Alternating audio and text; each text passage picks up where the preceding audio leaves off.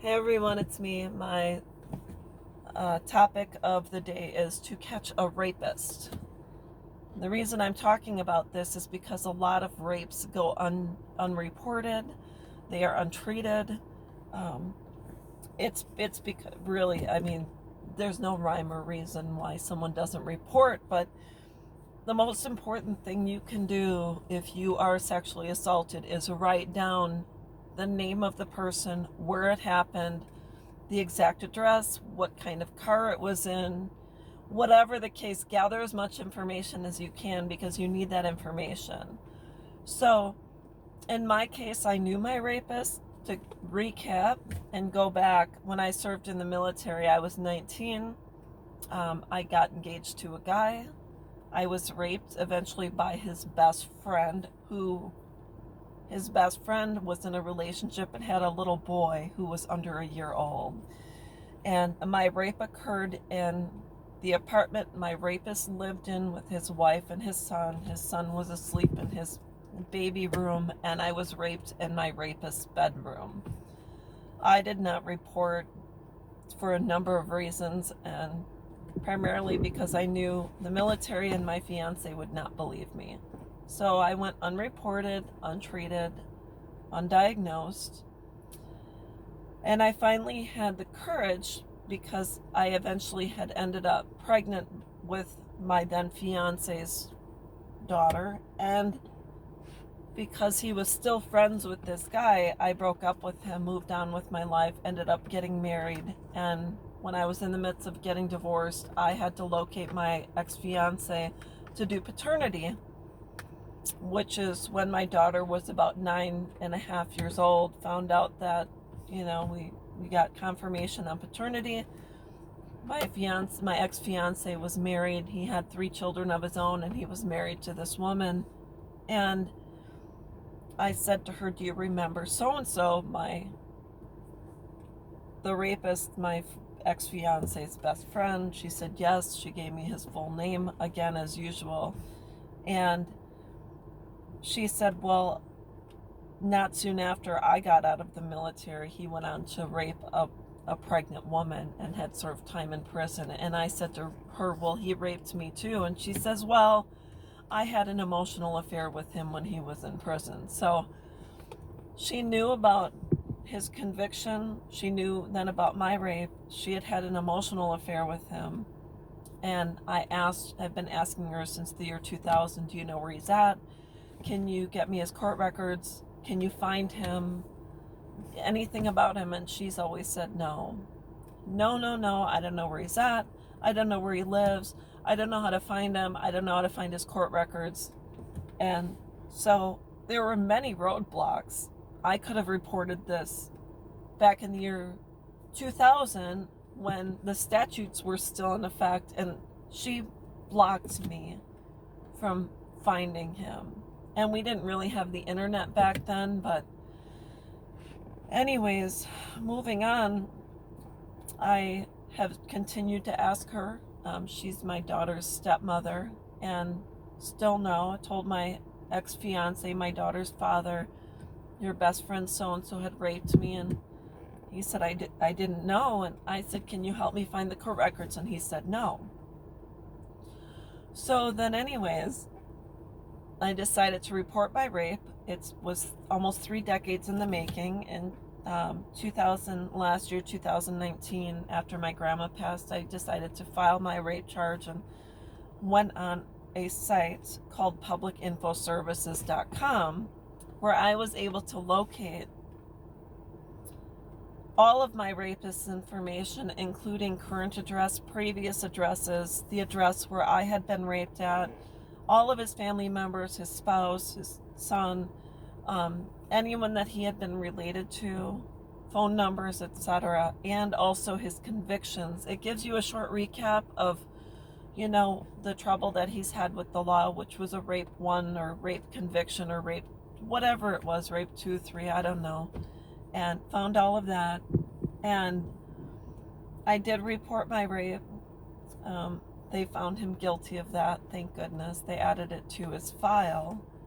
So I was able to do some digging, and I'm going to let you know that you're going to unearth things along the way. You're going to dig shit up that is just uncomfortable. Why my situation was so... It wasn't really different from anyone else's rape, but mine involved an infant being present in the apartment when I was raped.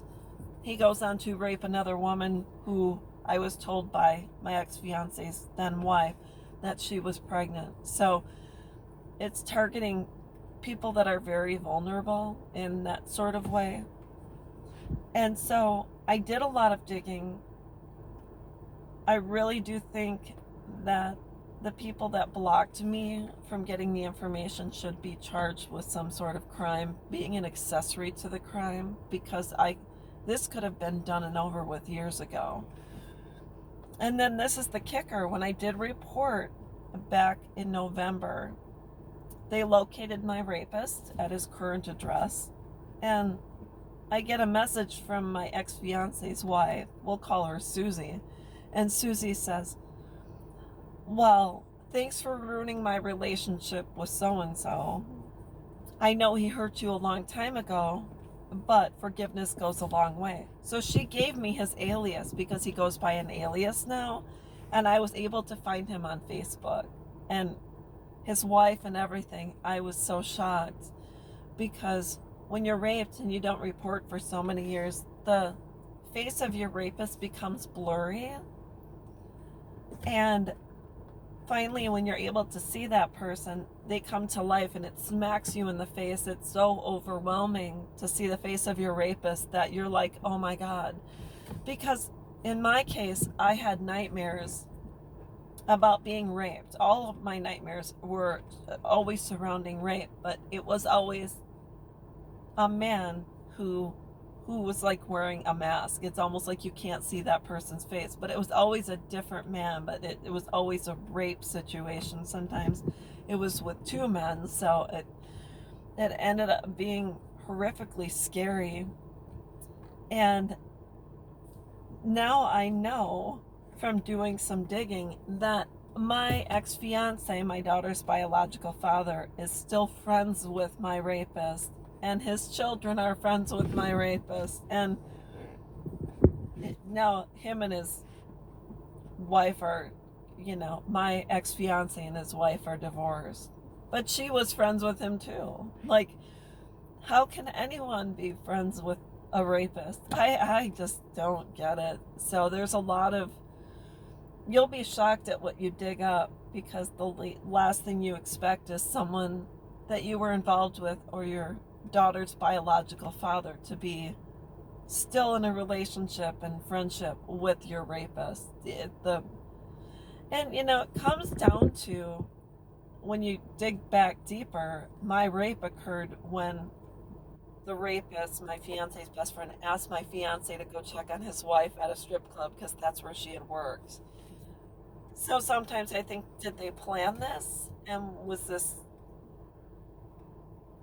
is this something that they had decided to do together? I don't know. But all I know is that when you start digging, you have to seriously go through a lot of therapy. You have to be prepared for what you might find out. But also, never, ever, ever should you ever go after your rapist. Like, go seek them out. Don't do anything like that. I'm not saying that I will ever see justice from my rape, because I waited too many years. The statutes in Washington state are 20. I waited 29 years to report. So it's not like he ever will have to serve prison time, but knowing that he did serve prison time, and I'm sure it was not easy for him in prison, and it wasn't just a year, we're talking a number of years.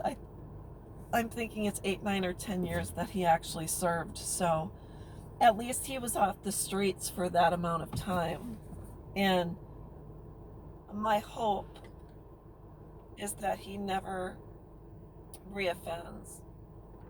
That's basically outside of many reasons why I reported That's one of the main reasons I report it, because if other victims come forward that have been raped by this person within the past 20 years, it was added to his record. He was found guilty of the crime of rape against me. Although he will never serve time in prison, he has a bigger record than he had before. So that's all I know. You have to be, go through therapy. Cognitive processing therapy is amazing. You want to be able to face the situation with as much composure as possible, because you're never prepared to see your rapist see them in court. You're never prepared, no matter how much time has gone by, you are never prepared to see this person again. So anyways, that's all I wanted to talk about. I hope this helps someone else, and this is an emotional experience for me. Of course, everyone would say of course it is, but mine has been 30 years, and all I know is I'm in, I think, a better place than most, but still the horror and the nightmares will never go away. So anyhow, I wanted to talk about that. That's how I found my rapist. It wasn't with the help of other people. I had to do some digging, and I had to do my own research. And I was so very lucky to have had people on the other end, which was law enforcement, the military, the people in the records department for the county in which he lived in. They were all a big, huge help. And therapists, friends, just amazing how many people will stand by your side when you're at one of the scariest moments of your life. So don't expect anyone who's been in a relationship with your rapist to help you out. They just don't do that. You got to do all the digging yourself. And of course, if anyone needs help, I can, I don't know, publicinfoservices.com gave me all of the information I needed. So anyways, that's what I did. I hope it gives someone else the courage to come forward, but please don't wait too long. It's much better to get people off the streets sooner than in my situation where he went on to rape someone else. I mean, I feel, although I didn't rape this person, I can't tell you the sense of guilt someone feels when they know that I could have reported, but I can't. Anyways, I can't go back there. But anyways, I hope this video helps. I hope everyone's having a good day, and I'll talk with you soon. Bye-bye.